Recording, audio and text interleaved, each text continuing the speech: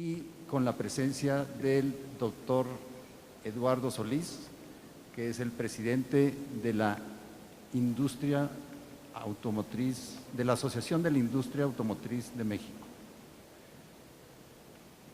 Pues bien, ellos van a ser mis víctimas el día de hoy para tratar el tema de moda, que es el Tratado de Libre Comercio y su negociación en proceso. Y para esto, bueno, pues les vamos a hacer unas leves preguntas y les suplico, si son tan amables, de contestar cada quien sus puntos de vista. La primera pregunta sería: ¿qué objetivos buscan en general cada uno de los miembros del Tratado de Libre Comercio? Muy buenos días, gracias por la invitación a México Aerospace Summit y sobre todo me siento honrado aquí compartir el panel con nuestro amigo Eduardo Solís. La industria maquiladora manufacturera de exportación, quisiéramos hacer un semblanza rápidamente antes de entrar en detalle, sí, para que veamos de qué estamos hablando, lo que son programas IMEX. Son programas IMEX a nivel nacional, que son más de 6,145 programas IMEX. Y esto obviamente obedece a la importancia que nosotros como empresa manufacturera y maquiladora de exportación estamos inmersos en este proceso. Los objetivos que consideramos nosotros de los miembros del NAFTA los voy a enlistar de la siguiente manera. Uno, este propósito de negociar con 3 países es con la finalidad de hacer más competitiva la región de Norteamérica, que en ese entonces, cuando se firmó el Tratado de Libre Comercio y entró en vigor el 94, se pretendía tener un bloque económico con otros países. El espíritu es cómo generar sinergia en un bloque de Norteamérica. Segundo, el objetivo es mejorar de manera tripartita la economía, el bienestar y la relación, y no solo comercial, entre la sociedad de los 3 países que integran este Tratado de Libre Comercio, sino también los integrantes y los actores que están del mismo. Estamos hablando de trabajadores, agricultores, personas de negocio, grandes, pequeños y medianas empresas, y obviamente sus familias. Sobre todo, se ha venido presentando en un marco de respeto, con un interés mutuo para las 3 partes, con el propósito de hacer este tratado más próspero a nivel mundial. Tercero, en el ámbito del sector industrial, nosotros debemos buscar el cómo mejorar el comercio entre estos 3 países, y esto obedece que se debe de manejarse de una manera complementaria, de un proceso de nivel competitivo regional, en donde nosotros, para manejar el concepto de competitividad, es aquel país que tenga la habilidad de atraer y mantener talento e inversión. Esto lo estamos haciendo en el sector industrial, en la industria maquiladora manufacturera de exportación. Y por último, es importante saber y compartir con ustedes que México cuenta y está pasando por un proceso de negociación con una apertura en donde se está involucrando a toda la sociedad. Para esto se creó lo que es el Consejo Consultivo Ejecutivo de Negociaciones Internacionales, que lo lidera el Consejo Coordinador Empresarial, en donde está integrado por 12 organismos. Se creó un cuarto adjunto y un cuarto de inteligencia. El cuarto adjunto es en donde están participando las diferentes mesas técnicas de trabajo, y posteriormente en el cuarto de inteligencia es el proceso político. Y se creó un cuarto de comunicación. Con esto a mí me gustaría quedar la respuesta del propósito de este objetivo de los miembros que forman parte de lo que es el NAFTA.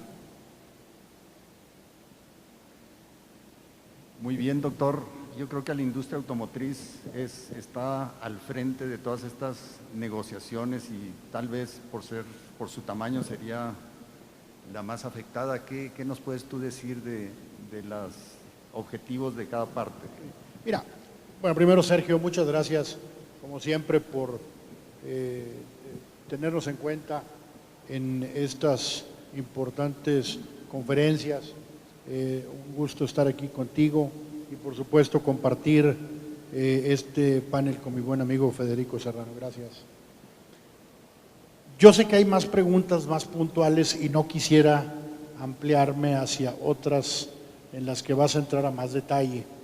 Entonces, déjame quedarme ahorita en la parte general diciéndote lo siguiente, y esto es cierto, y así me lo han pedido ustedes, no solamente para el sector que yo represento, que es el sector automotriz, sino para las manufacturas y por supuesto eso incluye a este importante sector aeronáutico. Cuando negociamos este tratado, hace 27 años que comenzamos, en 1990, había un estado de las cosas que pues hoy en día es impensable. Y yo les pongo un ejemplo, miren, cuando negociamos el tratado, yo fui parte de ese equipo negociador, fui el primer administrador del NAFTA por casi 7 años. Las negociamos con unas laptops nuevecitas que nos llevaron a la Secretaría de Comercio y Fomento Industrial.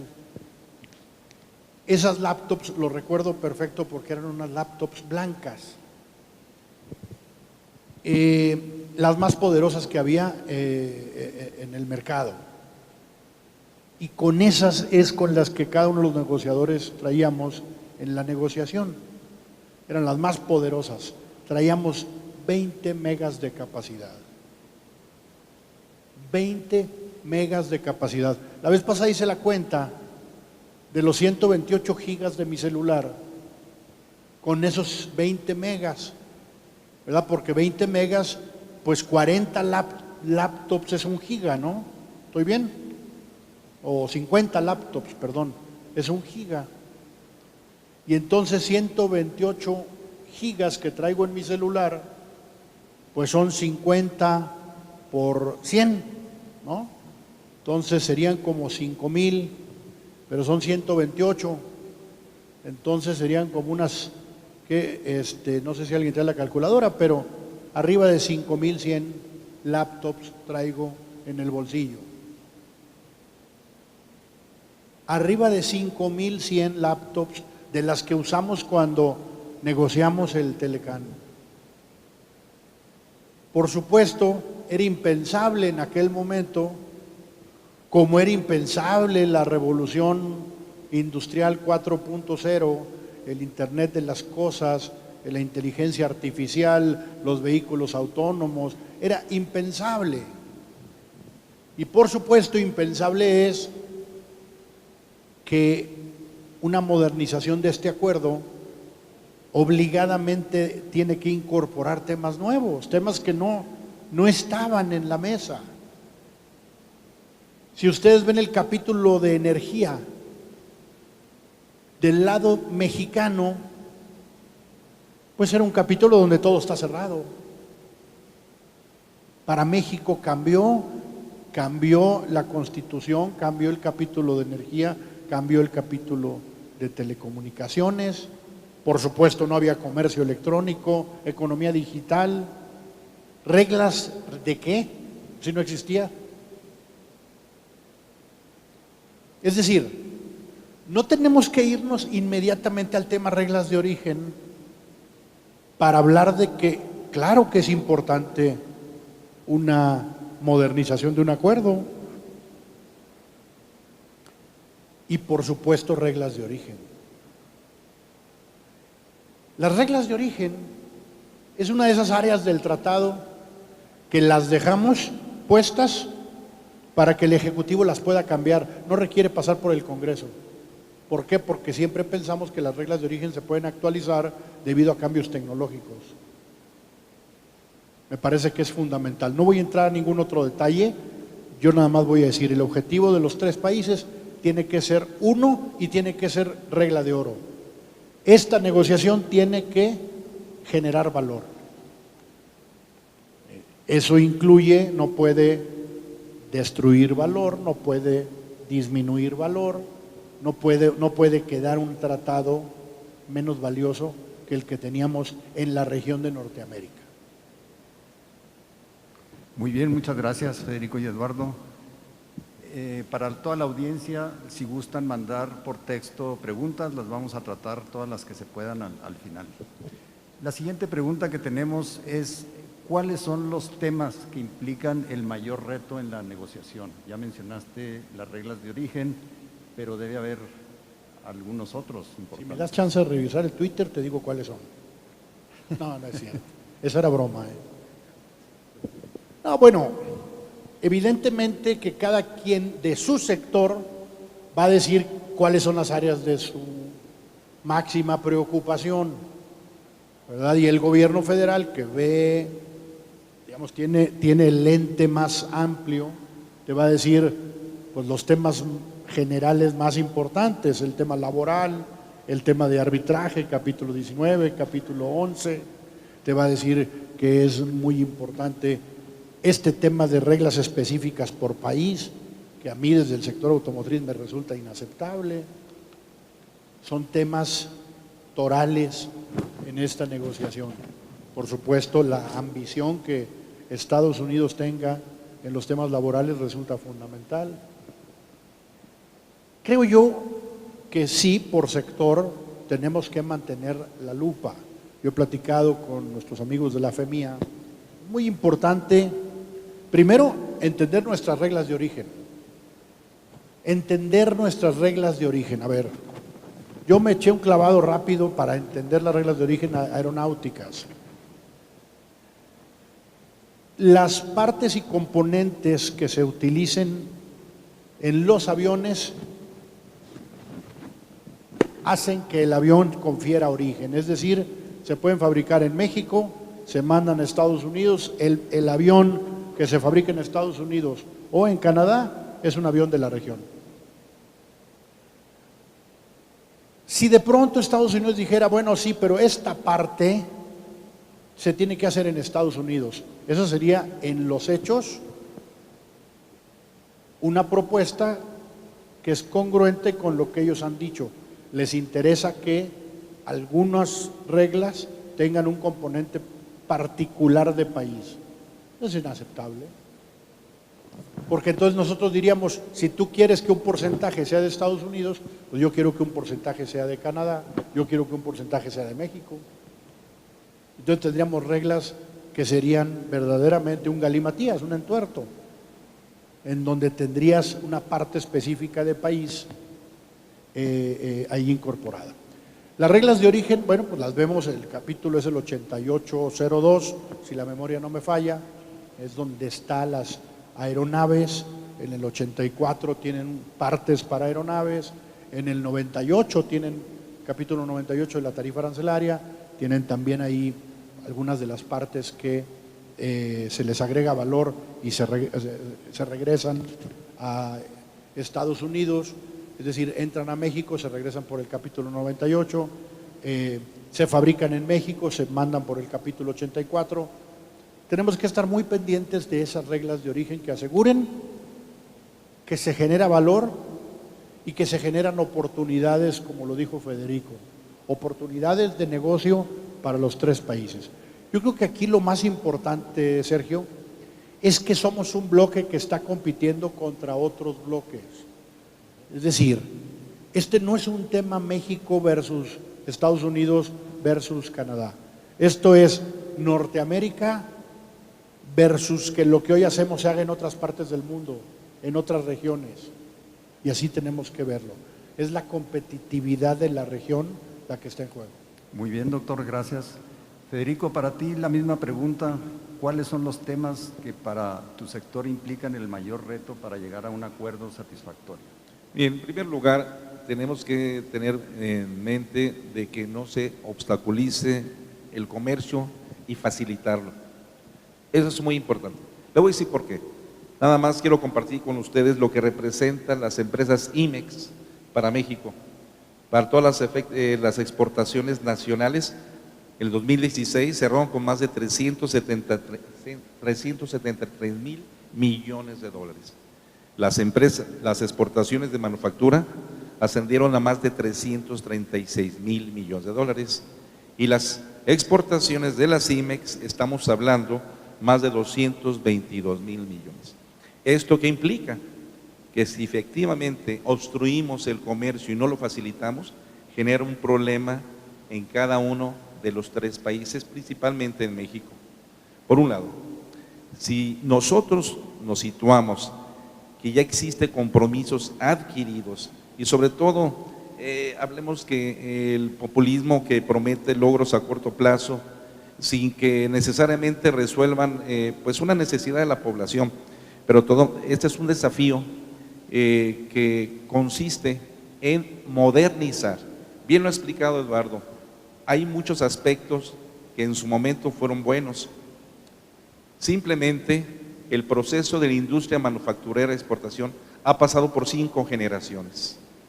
Lo que es hecho en México, ensamblado en México, creado en México, coordinado en México y ahora se está innovando en México. Y esto, obviamente, necesitamos estar modernizando día con día.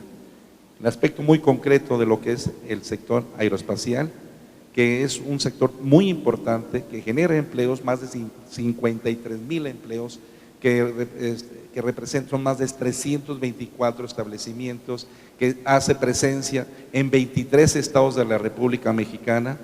Si vemos el conjunto, lo que representa este sector es muy, muy importante. Asimismo, tenemos que reorientar la retórica negativa y acusatoria que se ha venido presentando en los últimos días y convertirlo a una retórica de confianza, de colaboración, en donde aquí la sociedad estratégica que lleve una discusión seria, técnica y sobre todo sustantiva para lograr el acuerdo que atienda el interés y sobre todo la prosperidad de la región. Eso es muy importante. Así yo quedaría la respuesta en esta. Muy bien, Federico. Bueno, pues ya que tienes el micrófono, vamos a tomar el caso hipotético, el peor caso hipotético, que Estados Unidos nos manda la carta de retiro del Tratado de Libre Comercio. ¿Qué opciones le quedan a las empresas exportadoras para continuar operaciones? Miren, no hay que perder de vista que México viene trabajando y generando relaciones comerciales con otros países, con otras alianzas, y esto obviamente debe haber un plan alternativo y que sea pragmático. Asimismo, en un peor escenario, aquí se aplican las reglas de la OMC, que es la Organización Mundial de Comercio, y esto nos llevará a un escenario de aplicar aranceles, sobre todo generales, y a la nación más favorecida, que obviamente combinados con ajustes sectoriales no deberían de sacarnos de la competitividad. Esto hay que considerar, y lo que hemos venido escuchando y presenciando, y Eduardo, que con la experiencia que tiene, no me va a dejar mentir, esto ha sido una negociación atípica. Hay que tener claridad, sobre todo de interpretar cuál es en sí la condicionalidad del involucramiento que tiene esta persona que está generando constantemente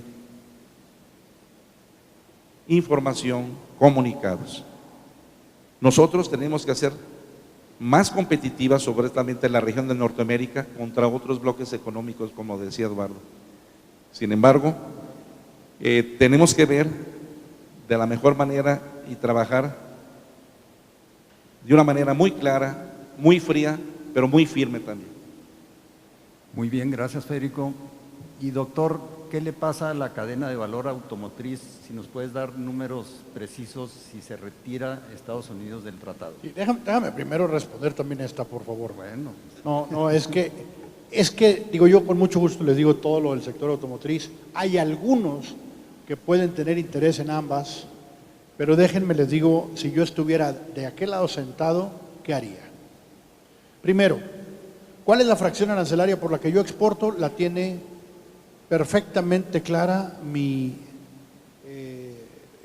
la persona que es responsable de comercio exterior en mi empresa.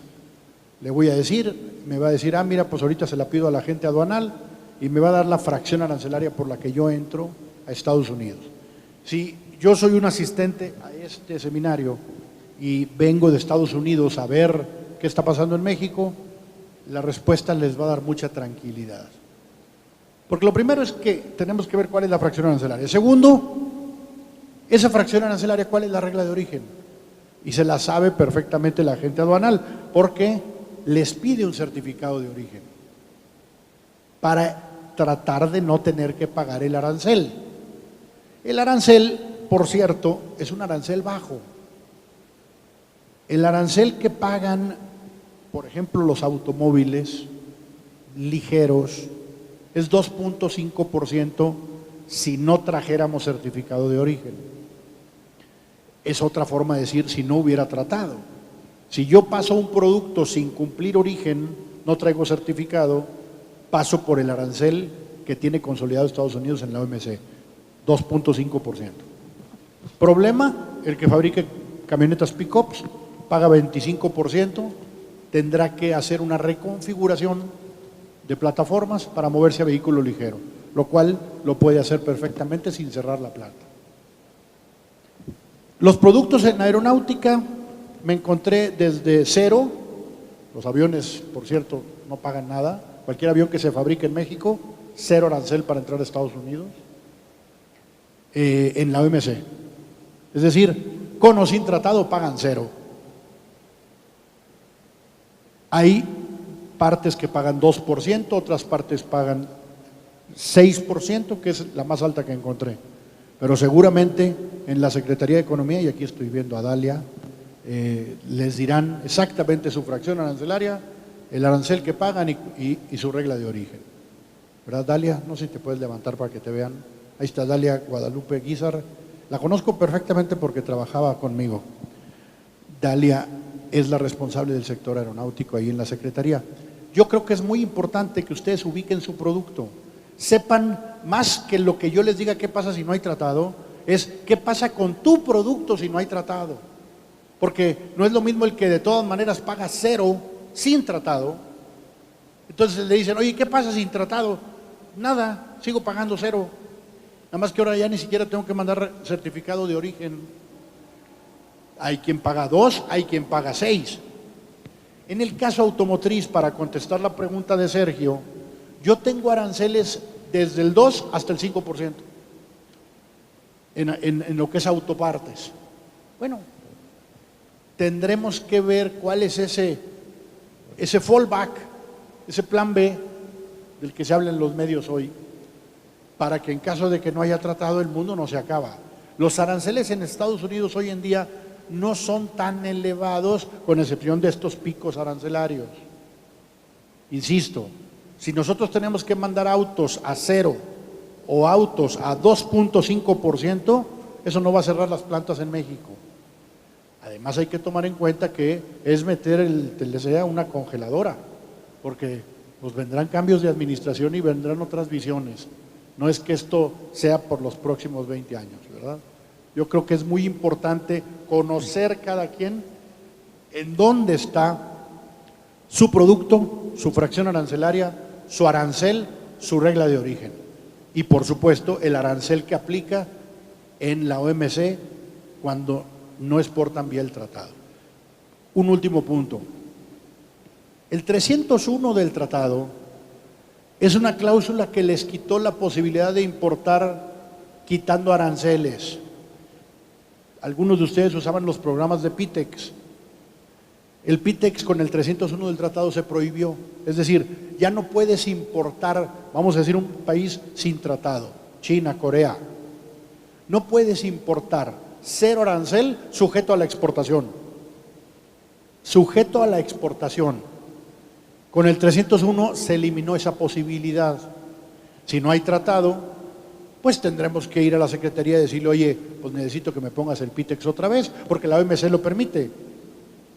Y entonces puedo traer partes y componentes, cero arancel, fabricar en México, sujeto a la exportación, y solamente pagaré el arancel de lo que se quede en México y el IVA de lo que se quede en México. Rápidamente, doctor, ya que tienes el micrófono, en el peor de los casos, que se salgan del tratado, ¿cómo afectaría tu volumen de exportaciones en tu sector? No, bueno, a ver, no me preguntes qué pasa en el cortísimo plazo porque ni yo lo sé. Cada planta tomará sus propias decisiones, sobre todo aquellas que fabrican pick-ups. Yo te diría, quien no fabrica pick-ups seguirá exportando como lo hace hasta hoy. Estados Unidos, el 65% de lo que importa del mundo, 65% lo importa vía la OMC. Solo 35% de lo que importa Estados Unidos lo hace vía tratados. Entonces, entraremos a donde entra la mayoría, con un 2.5% de arancel. En algunas cosas es 0, en otras es 4%, pero ninguna, digamos, como el caso de las pick-ups. Vamos a ver el caso al revés. Si no hay tratado, ellos van a tener que pagar 45% de impuestos en los autos que nos mandan. Ellos van a tener que pagar 20 y tantos % promedio en los productos agrícolas que nos mandan, a cero, pero el arancel de México consolidado en la OMC es muy elevado en la mayoría de los productos, no digo que en todos. Entonces, tú me aplicas OMC, yo te aplico OMC. Claro, nosotros tendremos que ver la cadena para cuidarla, porque hay muchas cosas que vamos a seguir trayendo de Estados Unidos que no nos vamos a dar balazo en el pie. Esas cosas se tendrían que trabajar con la Secretaría. Yo creo que no hay que estar ahí, es un escenario como tú lo dices. Yo creo que hay que estar del lado de tener una muy buena negociación. Déjame termino porque veo que el tiempo se nos está acabando con decirte. Mis contrapartes de Estados Unidos y de Canadá, presidentes de las asociaciones fabricantes de automóviles, están exactamente en la misma postura nuestra. No queremos que le muevas a las reglas de origen, no queremos que le muevas al libre comercio. La respuesta del gobierno de Estados Unidos es, no le muevo al libre comercio, manda una carta al Congreso donde dice, los productos manufacturados, con excepción de textil, confección, no le voy a mover al libre comercio. Eso es, Estados Unidos se lo dijo el 17 de julio a su Congreso. Pero dos, sí le voy a mover a las reglas de origen. Y nosotros decimos, no le muevas.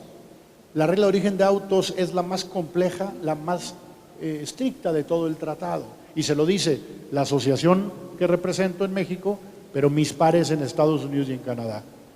Mis pares van a estar aquí este fin de semana y los primeros días de la próxima para esta segunda ronda. Insistiremos en que para este sector que ha sido ganador, tenemos que mantener la regla de origen y mantener el libre comercio. Muy bien, doctor, gracias. Federico, ¿cuál es tu opinión al respecto sobre el peor de los escenarios y su efecto en el volumen de exportaciones de ida y de vuelta? Aquí hay un ganar, ganar, ganar. No hay que perder de vista que este tratado busca esa finalidad, la competitividad de los tres países. Para mí se me hace muy temprano intentar ahorita modelar afectaciones en volúmenes. Pero les voy a dar un ejemplo, nada más en lo que corresponde la relación comercial de Estados Unidos con México, en la zona fronteriza. Estamos hablando California, Nuevo México, Arizona, Texas. Nada más en esos estados, los empleos que están generándose en Estados Unidos, en esos estados, estamos hablando más de 1.063.000 empleos por la relación comercial de la exportación con México. Y la relación en monto, estamos hablando más de 178.000 millones de dólares. Yo me preguntaría a mí, ¿existe una afectación nada más de un solo lado? Existe la afectación de ambos lados, pero tampoco no hay que olvidar que tenemos un tercer país que tenemos que contemplar para que sea consolidado un proceso de comercio exterior. Y como dije antes, la afectación a nuestra industria en México sería marginal de acuerdo al marco de la Organización Mundial de Comercio, en comparación a los costos de producción que tendría Estados Unidos. Muy bien, Federico, gracias. Y ya que tienes el micrófono, danos tu opinión del progreso de las negociaciones a la fecha y lo que puede venir. Bien, se han hecho grupos en donde han avanzado sobre la primera etapa, la primera reunión que se establecieron, se hablaron 25 mesas de 28 mesas técnicas de trabajo. Aquí, obviamente, se hablaron, esto está a la vista de todos y no es nada confidencial, hubo capítulos en donde hubo coincidencia, obviamente, ejemplo, la Pimex, facilitación, competitividad de los negocios, obstáculos técnicos de comercio, buenas prácticas de regulatorias, telecomunicaciones, etcétera, por decir algunas. Estas fueron las primeras 10 meses. En la segunda etapa, obviamente, son las que se van generando un grado de dificultad o se considera que están siendo un poco más minuciosas para efectos de que, llamémosle un porcentaje de complejidad, en donde estamos hablando de lo que es el laboral, que aquí no se contempla el tema de los salarios, el acceso aleatorio supuestamente aquí al mercado, lo que es el sector financiero, lo que es compras de gobierno. Esto es el avance y el estatus que se está dando. Se tiene obviamente pronosticado que esto sea un proceso rápido de negociación, pero esto puede ser positivo, puede ser negativo. ¿Por qué? Porque no por hacer y cumplir en tiempo un tratado se haga mal una negociación. Si bien es cierto que es importante que los términos políticos que se presentan en México están por venir próximo año, pero no tampoco debemos de poder considerar y poner en una mesa el riesgo que se puede jugar. Es preferible tener el tratado como está que un mal tratado. Esos son los procesos que se tienen. Sin embargo, se ha repetido en reiteradas ocasiones que no se complementarán definitivamente los resultados en base al factor tiempo, por lo que la extensión de meses adicionales no está descartado.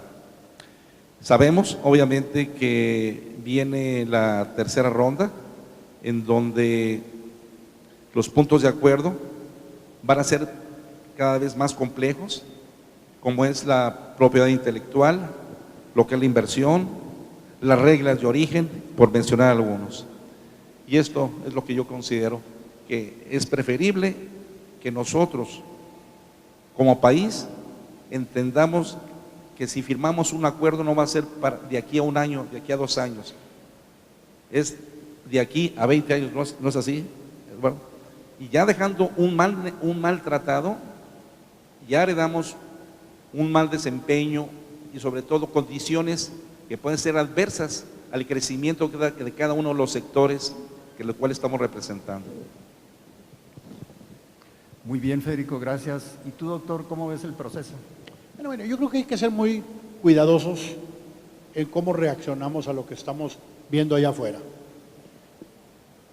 No podemos nosotros sobre reaccionar ni a tweets ni a ninguna otra información que nos llega que no necesariamente está reflejando lo que está pasando en las mesas de negociación.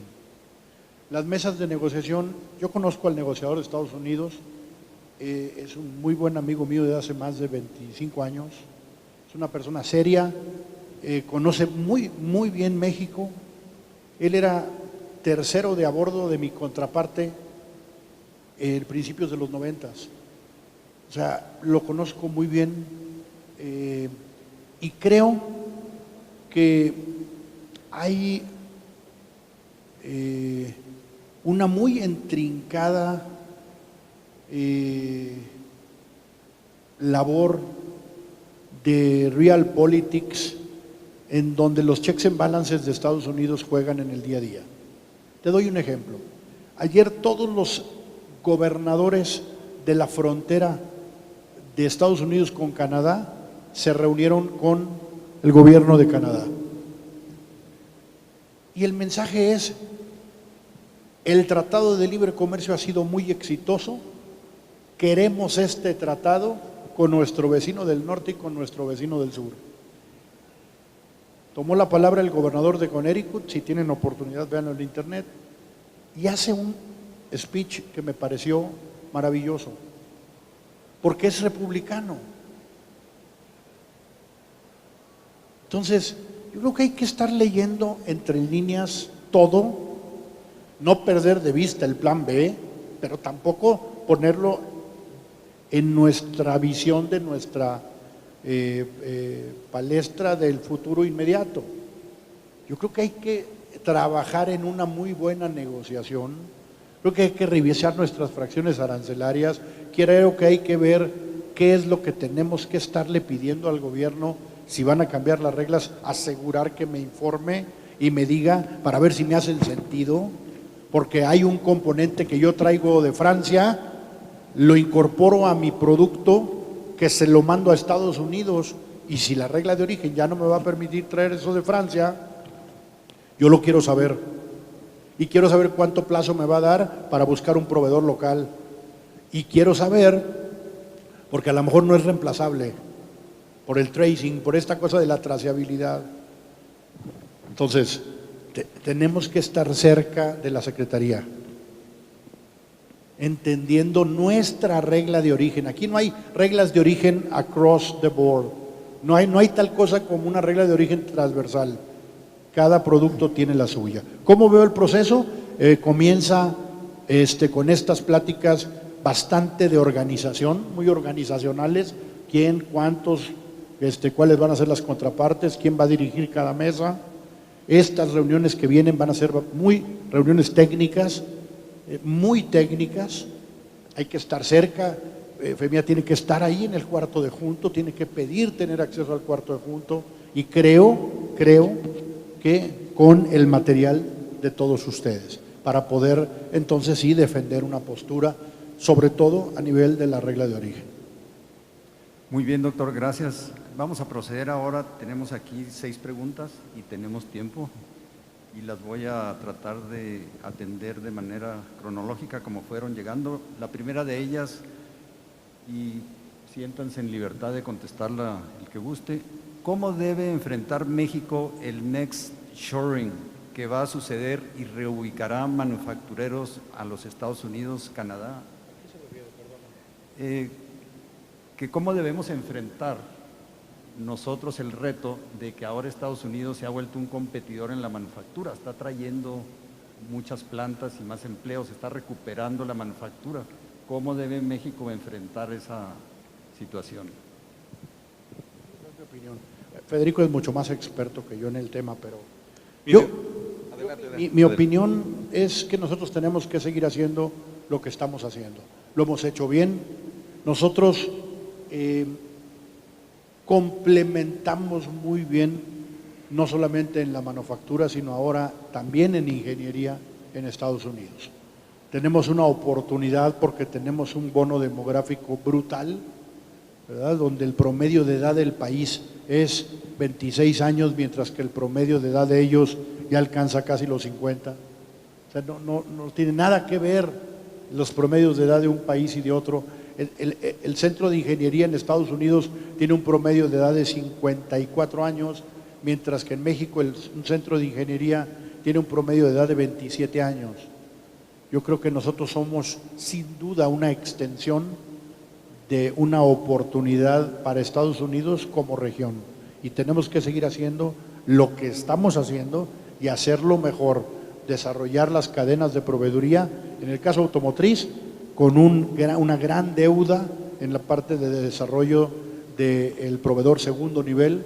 Creo que hay mucho más que tenemos que hacer en México en lo que es la proveeduría segundo nivel, y ahí es donde está nuestra tarea. Muy bien, Federico.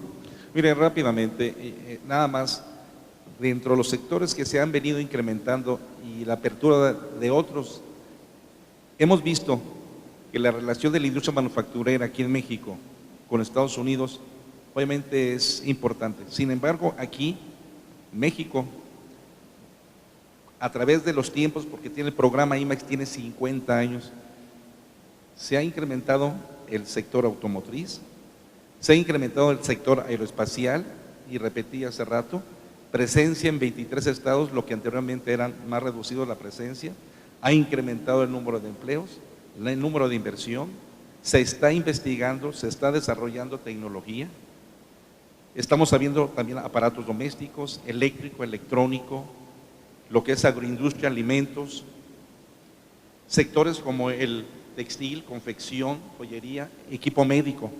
Si conceptualizamos todos o los conjuntamos, estos sectores, la industria manufacturera en México ha sido progresiva. Y si Estados Unidos, en caso de que quiera o mantenga el incremento de la industria manufacturera, estamos automáticamente preparados porque día con día, como es el sector aeroespacial, está preparando el sector dentro de México y competir México al mundo y mundo a México. Eso es muy importante. Muy bien, Okay, gracias. Yo creo que, Sergio, Adelante. nada más no dejar de mencionar. México tiene una agenda interna que es independiente de lo que está ocurriendo en el mundo. Tenemos que intensificarla. El tema del Estado de Derecho es fundamental. El tema de la logística, por supuesto el tema de la facilitación de los negocios. Yo creo que nosotros tenemos que seguir trabajando en aquellas áreas que todavía significan un costo país importante y por supuesto que se traduzca en que México mantenga y por supuesto mejore en su perfil de competitividad. Muy bien. Bueno, aquí hay una pregunta técnica que más o menos dice lo siguiente. Si bien tenemos la protección de la Organización Mundial de Comercio del país más favorecido, existe la posibilidad de que impongan aranceles mayores bajo ciertas circunstancias, 25, 30, 35% en algunos productos. Esa es la pregunta. Bueno, a ver, yo invito a esa persona a que vea el documento que envió el Ejecutivo, el representante comercial de los Estados Unidos, Robert Lighthizer, a su Congreso el 17 de julio. En esa fecha, que es justo un mes antes de empezar negociaciones, tiene marcado enviar al Congreso los objetivos de la negociación. Los objetivos de la negociación, en los objetivos de la negociación, el Ejecutivo describe a su Congreso lo que va a hacer durante esta negociación. Y uno de los objetivos marcados en el documento que el Ejecutivo de los Estados Unidos le manda al Congreso de los Estados Unidos es: no voy a subir aranceles, voy a mantener el libre comercio en todos los productos manufacturados. Y dice que caso de excepción el textil y confección, en donde revisaremos caso por caso. De tal manera que yo no me preocuparía, a menos de que este fuera un foro textil-confección, ¿verdad? No me preocuparía en este momento de qué es lo que Estados Unidos puede hacer en materia de aranceles, porque ya lo dijo: no voy a mover el libre comercio que tengo en productos manufacturados. Ahora, que si utiliza algún procedimiento de salvaguardas, esa es otra cosa, y tiene que hacer una investigación, y es otro, digamos, es de otro nivel la discusión, porque tiene que hacer una investigación. Pero como resultado de esta negociación, no. Muy bien. Las demás preguntas, hay unas muy técnicas que a lo mejor las podemos contestar, pero ya para finalizar, denme por favor su pronóstico. Vamos a avanzar el reloj. ¿Qué va a pasar cuando terminen las negociaciones o si se suspenden? ¿Cuál es su pronóstico? Bien. Él me dejó la anterior, yo le dejo esta. No, sí. Aquí no es fácil dar un pronóstico, definitivamente. No es fácil dar un pronóstico porque vamos a entrar a una segunda etapa cuando realmente no sabemos bajo qué condición se presenta. Hice una explicación de los diferentes escenarios, las mesas técnicas que se han venido manejando. En esta segunda mesa, obviamente, que parte del 1 al 5 de septiembre, Se va a dar un avance más en las mesas técnicas que participamos. Sigue una tercera mesa que es en Canadá. Aquí es importante dar lineamientos de estrategia política. Sobre todo, no es fácil decir qué va a pasar, bajo qué condiciones y cómo vamos a quedar. Pero también es importante también considerar que debemos terminar cediendo ciertos aspectos, rubros, que nos permitan ganar en otros. México, como lo mencionó Eduardo, es importante que nos comprometamos a mejorar la facilitación comercial, la transparencia y ofrecer mejor condiciones, sobre todo para el comercio electrónico. Canadá, estamos viendo que deberá también ceder en los productos lácteos. Estados Unidos, es importante también considerar que pueda ceder en sus pretensiones de medir el éxito de un grupo de socios por el que el déficit es de uno de ellos. No me gustaría tocar el tema del déficit, sin embargo, les voy a dar un ejemplo. ¿Cuántas veces cruza un producto en la zona fronteriza? ¿Qué componentes tienen de Estados Unidos? ¿Qué componentes son de Asia? ¿Bajo qué condiciones? Al final de cuentas, el margen de utilidad lo tiene el corporativo que se encuentra en Estados Unidos. Y números más, números menos, estamos hablando más de 127,000 millones de dólares. Que si aún así quitáramos o eliminamos el déficit de los 66,000 o 60,000 millones de dólares, sigue siendo superavitario Estados Unidos. Y no por pocos que están siendo afectados, vamos a generalizar una norma para decir que México es el que ha generado mayor déficit con Estados Unidos. Señores, no nos olvidemos que estamos hablando también con comercios con Asia, con China. Y en ese sentido, obviamente, Estados Unidos ha ganado cantidades millonarias, sobre todo a sus inversionistas, los cuales pues les dejan dividendos interesantes. En cuanto a los resultados de los tres países, sí confiamos, obviamente, que va a haber negociaciones exitosas. Yo soy optimista que puedan ser efectivamente para modernizar, sobre todo puntos que quedaron obsoletos en el camino desde el 94 a la fecha. Segundo, esto lo mencionó el secretario de Economía, tendrá subidas, tendrá bajadas, tendrá mejores, tendrá regulares o peores momentos. Sin embargo, confiamos en una negociación exitosa. Por último, para comparar las negociaciones del TPP, el TPP obviamente tuvo 4 reuniones al año y aquí, dentro del proceso del Telecán, hay reuniones cada 3 semanas. Debemos ser creativos para definir sobre todo nosotros cómo resolver en condiciones críticas temas torales. Para eso es importante la participación de su sector. Para eso, en INDEX, en la industria maquiladora, manufacturera de exportación, en el sector automotriz, estamos recabando información y usted va a ser clave para que nosotros tengamos en su momento los números duros y podamos avalar de una manera muy objetiva puntos de negociación que con el simple hecho de decir cuánto representa de manera en números, en dinero, en tiempo y seamos muy puntuales, podamos lograr los mejores resultados. Repito, tendremos que encontrar el ganar, ganar y ganar. Pero también tenemos que ser muy inteligentes, muy fríos, muy firmes y tengamos la habilidad de saber cuándo decir sí y cuándo decir no. Muy bien, gracias Federico. Doctor, si gustas la última conclusión. Yo creo que hay que dimensionar muy bien las aspiraciones que tienen las partes en este acuerdo. Y también cuando hablamos del déficit comercial, bueno, ponerlo en perspectiva.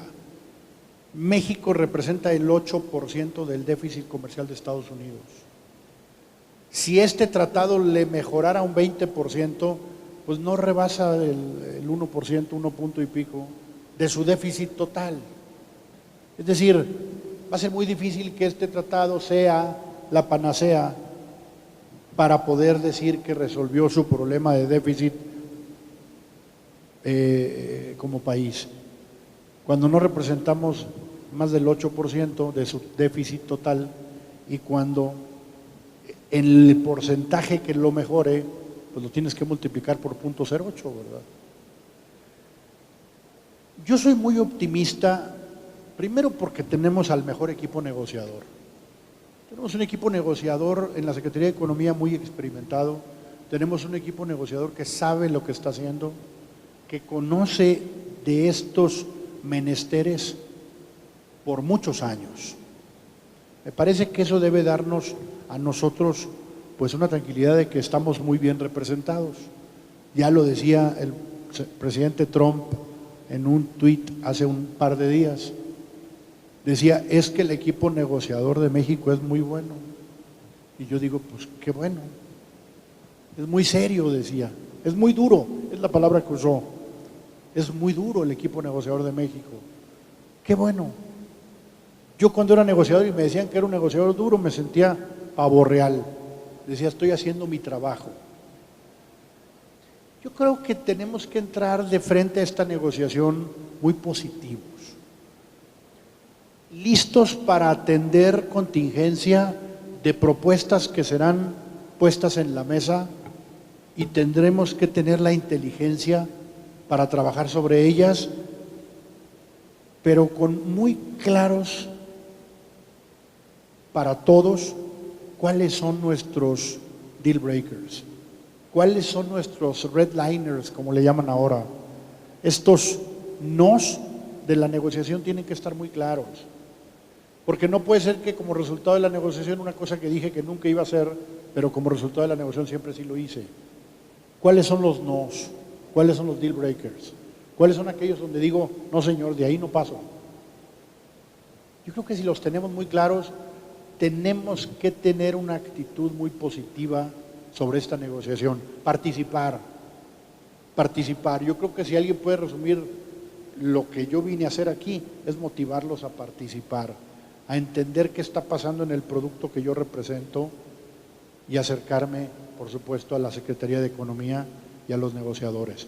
Vamos a trabajar de la mano con la Secretaría de Economía para obtener el mejor acuerdo para México. Muy bien, pues les pido un aplauso para nuestros panelistas.